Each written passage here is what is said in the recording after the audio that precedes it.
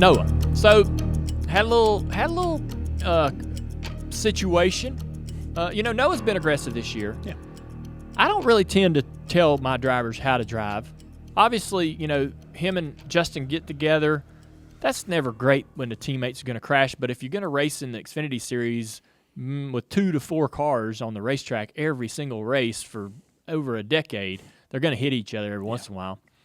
I don't really get bent out of shape over what happens on the racetrack each weekend. It's more big picture for me. Are we making money? Are we sustaining our business for our employees?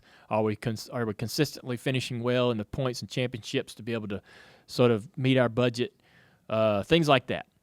If we're tearing up race cars every single week with one particular driver, that's when you kind of step in and say, "Hey, man, we're spending a lot of money here." Those are the things I worry about. I don't really worry about, oh man, you hit the wall, you screwed up, you stepped over the line. Guys are going to make mistakes.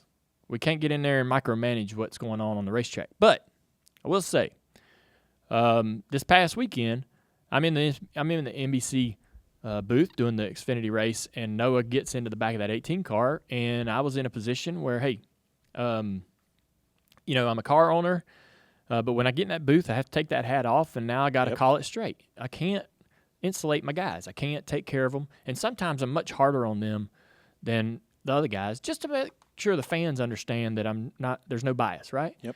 And it sucks, but that's the way I got to call it. They put me in the booth. Fans don't want nobody in there being soft and going easy or just telling. Want honesty. Yeah, fans want that. Absolutely. So Noah run over him. The 18's loose going up the track, checking up. Noah, gets in the back of him. So I told Noah, well, I did have a conversation with him. I said, "Hey, man," I said, "you're having a great year."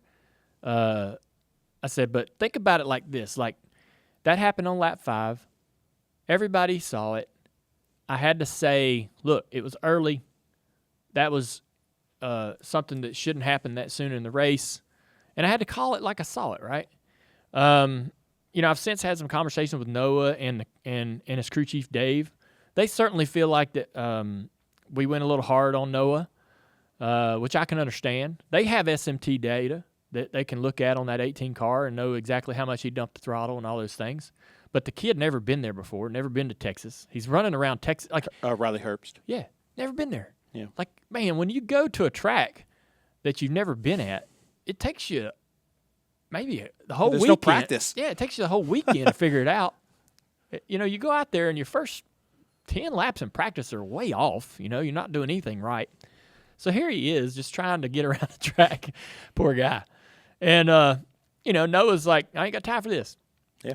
And so, anyway, it was a tough situation to be in, but I feel good about the way I handled it. And I hate, that if it bothered Noah or Dave or any of the guys here at Junior Motorsports. I mean, that's just, if I'm going to be calling them races, I got to call them races the way any of them other guys in the booth would call it. And then I got to get out of there and then, come back over here and put my owner's hat back on. That's tough. And say, "Hey, man, I got that. When I'm in that job, I got to do it this way. And when I'm here, when I'm not calling those races, I'm the owner. Can I ask you a question about that? Sure. Noah has showed a lot of speed and a lot more confidence this year, obviously. Does this remind you at all, in a way, of Ernie Irvan? Wow, yeah, that's a great analogy. Ernie Irvan came in, and a lot of people that are listening may remember Ernie coming into the season super aggressive, right? Yeah. Driving for DK Ulrich. Boy, he took DK's white number 2 and run that thing up in the front like it never been before. I remember him racing it. We're at Bristol. He stayed out. They had like a little short run. Everybody comes down pit road, and he stayed out. It's a white Pontiac, and he's leading the race. And, I mean, he's driving the dang wheels off this thing. He eventually got loose and fenced it off turn 4. But that car, it never run that way, never run that good. And those were the moments that really secured him those future opportunities, what he was able to do in DK's car. But he was wild. Now when he gets in the fast stuff, Morgan McClure, the 4 car, he starts hitting everything, right? Big wreck on the back straightaway at Daytona in the 500 he got blamed for. They were on him, right? Like they are with Noah right now. Yeah. Drivers were complaining about him to the media. He was getting it from all sides. So it's very similar. And Noah's 22 years old. Yeah, people forget that. Yeah. Noah is he's got a lot going on in his life. And he's not gonna be perfect. Right? He's not gonna be perfect.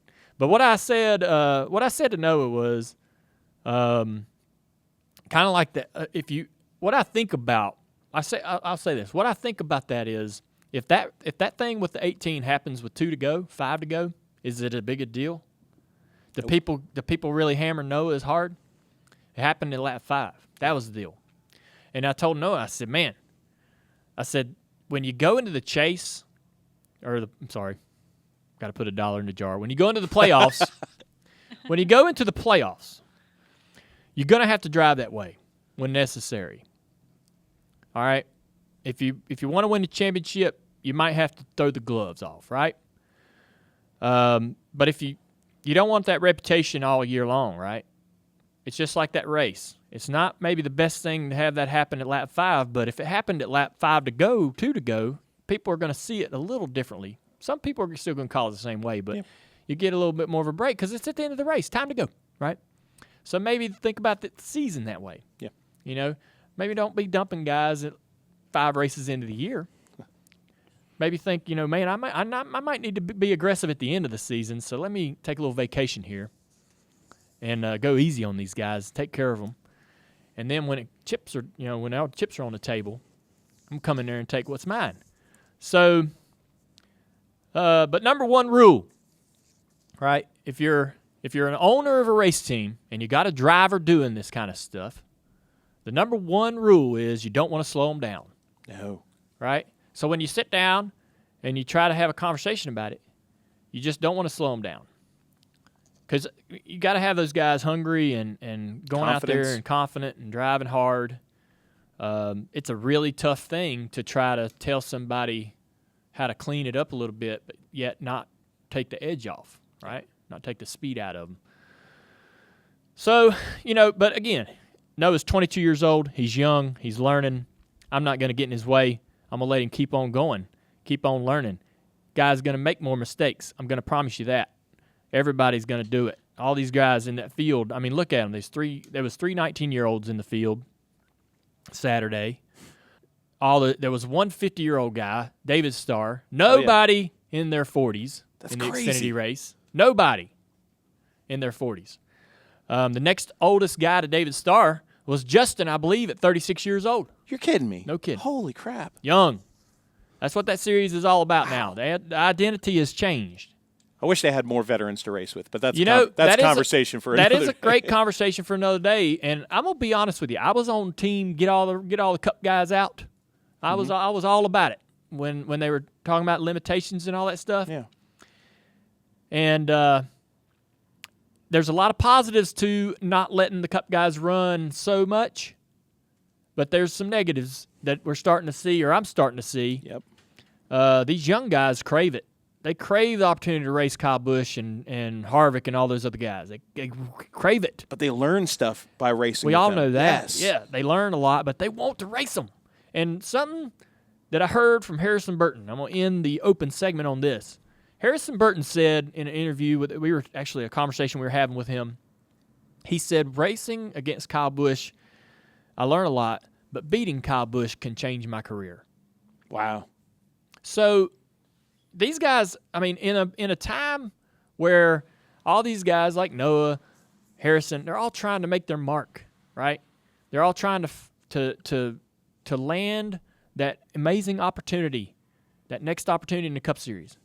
Well, beating Kyle Busch puts them on the map, And so that stuck with me. That stuck with me when he said beating Kyle Busch could change my career. I was like, wow, okay. Well, maybe Kyle Busch might need to be out there a little more often than 5 races a year. Maybe maybe these other Cup guys. I remember the Xfinity races back in the day used to have 15, 25 Cup guys in the race. Yep. I don't know what the balance is. All right, I don't know what the balance is, but that was interesting to hear from a young guy. So much wisdom from Harrison Burton.